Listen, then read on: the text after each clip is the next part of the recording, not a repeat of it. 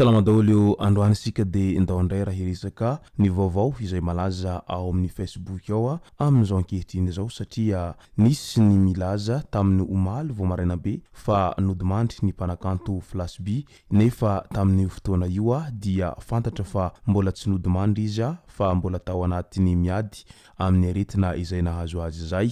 ka isany nanetran'ny maro ihany raha vantany vao nahita an'izay fanambarana tao amin'ny Facebook vantany vao maraina be izay teo amin'izay fa lasana ny mpanakanto Flash B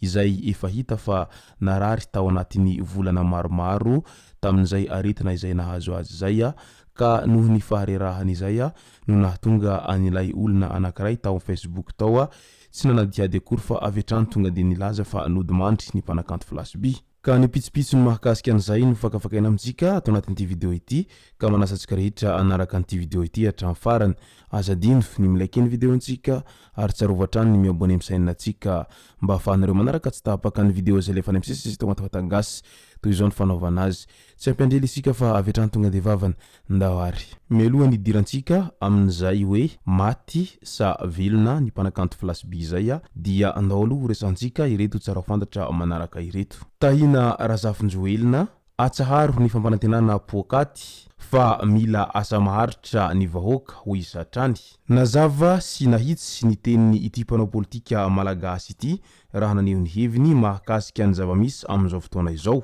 Tsy tokony hamitaka vahoaka izay humpitondra fa hilaza mazava ny asa azo tanterahana izay miainga amin'ny zavatra misy iainan'ny firenena ho isatrany. Hopotika tanteraka ny firenena raha mbola mitosy ny famitahana amin'ny fampanantenana pokaty eto amin'ny tany sy ny firenena. Asa ho an'ny vahoaka ahafahany miatrika izao fahasahiranana sy ny fidangany vidim-piainana izao no ilaina fa tsy izany intsony hoy Tahina Razafinjoelina raha naneho ny heviny mahakasika ny zava-misy amin'izao fotoana izao. Ny fanindran-dalana amin'izay tsy karitra ho manomboka mahatsapa ny malagasy raha miainga amin'ny resaka nataon'izy ireo tamin'io kandida io fa tsy mety intsony ilay fanaovana tohatra fiakarana sy fitaovana politika ny vahoaka ary mila olona tena hiasa sy hikatsaka ny tombotsoan'ny sarababem-bahoaka ny Antananarivo renivohitra raha ny fanohan-keviny hatrany. Isan'ny laza izany ireo mivondrona eo anivon'ny fikambanan'ny tanora miarisoa 67 hektara na TMS izay nilaza ho resy lahatra amin'ny vinan'ny Tahina Razafinjoelina ka hampandany azy amin'izao fidianana bentanana ho avy izao. Ny TMS izay raha tsy ahivana dia fikambanana manana tanjona amin'ny fampivelarana ny mahaolona indrindra fa ny vehivavy mba hanana ny mahizy azy ahafahany mamelon-tena sy mampandroso ny mpiarabelona. Ao anatin'izany rehetra izany nantitrateriny Tahina Razafinjoelina teny 67 hektara tamin'iny androny afako maliny fa olana mampahantra atsika eto ny fanaovana antsirambiny ny fanabeazana ho izy hatrany. Mazava arak'izany izay hafatry ny Tahina Razafinjoelina izay ho an'ny fitondrana malagasy amin'izao fotoana izao. Vaovao mampalahelo indray tany Mahajanga tany zazavavy kely 4 taona no maty vohitsaky ny fiara 4x4 teo amin'ny lohany tamin'ny talata 12 oktobra lasa teo iny tamin'ny 5:00 niaraka tamin'ny namany handeha haka rano izy no izao tradoza izao. Ny tolobatana tany amin'ny manampahefana kosa ilay mpamily an'ilay 4x4 izay nahafaty an'ity zazavavy kely vao 4 taona monja ity.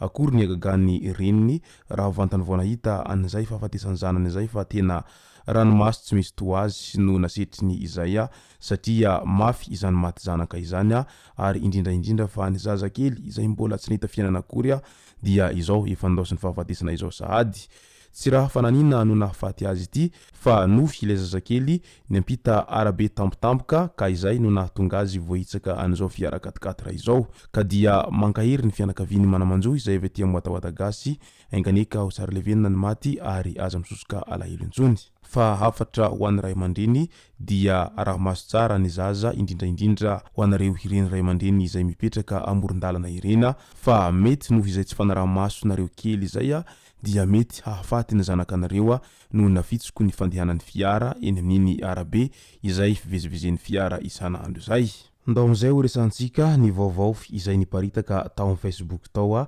tamin'iny andro ny omaly maraina iny mahakasika ny fahafatesany mpanakanto Flash B. Tsy marina velively ny vaovao niparitaka tao amin'ny Facebook izay nilaza fa nodimandry tany Befandriana Avaratra ny mpanakanto Flash B tamin'iny andro ny omaly maraina iny. Fa kosa marary tokoa izy saingy tsy maty fa tsy mahatsiaro tena ary manaraka fitsaboana. Araka izany dia mila fahamelona sy fitandremana be ny vaovao miely an-tambazotra sosialy. Tsy hoe rehefa bempiresaka na bempizaha dia marina izany. Tena ilaina ny fahamarinam-baovao, manontany loharanom-baovao maromaro na miantso izay olona voakasika na ny olona ankaiky azy na izay mahafantatra azy izay vao mamoaka ny vaovao.